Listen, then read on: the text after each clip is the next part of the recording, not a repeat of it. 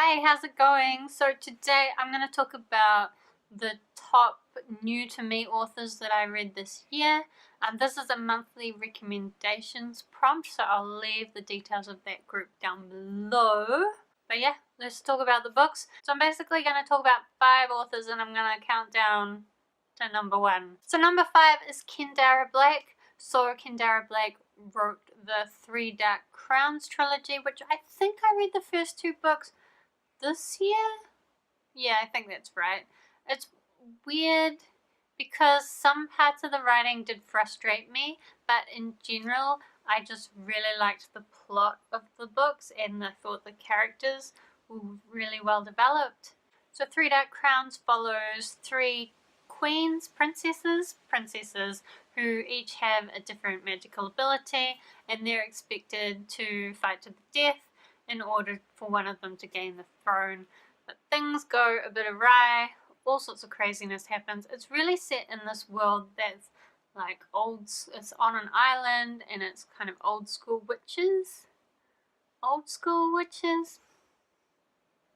sure what old school witches even are, but kind of witches, which I like. So I'm really looking forward to the next book in this series, and I think I would definitely be interested in reading anything else that Kendare Blake put out as well. And number 4 is S.J. Kincaid, who is the author of the Diabolic series, which I read the first and second books of this year, and I'm really excited about the next book in this series. So the Diabolic's set in this world where they have the technology, but they have banned learning in books, so they no longer understand how that technology works, and as things break down, there's nothing they can do about it.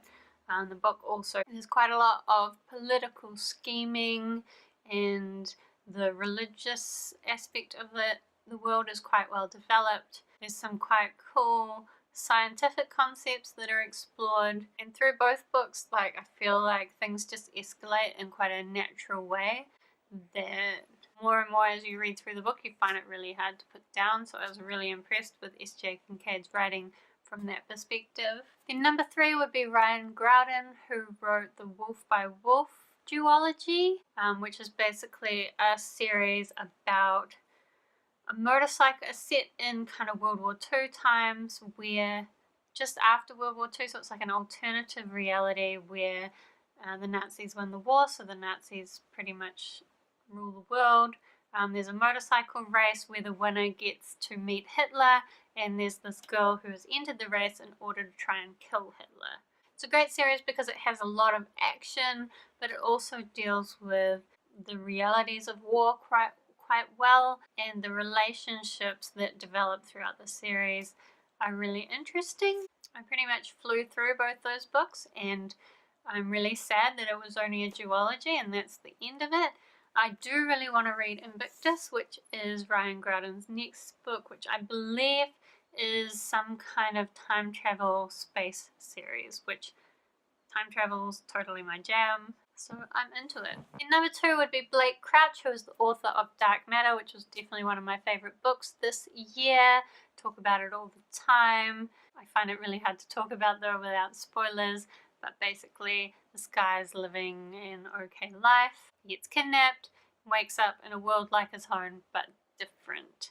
I have heard that Blake Crouch has another series which I've seen people have read and say is really good, so I'm probably going to try and get to that next year because I really enjoyed Dark Matter, and I think his writing style again was a really good balance of action and kind of really good pacing while still investigating philosophical ideas in quite a good way. The number 1 is the only one I have the book for, which is The Raven Boys, Maggie Stiefvater. So this is about authors. I'm confused because this also was the top book of the year for me. Well, the top series. I think The Dream Thieves was my favorite of the series. But I read the whole of the Raven cycle this year and I loved it. It's probably one of my favorite series ever. And one of the things I really like about it is Maggie Stiefvater's writing style. I know some people find it a bit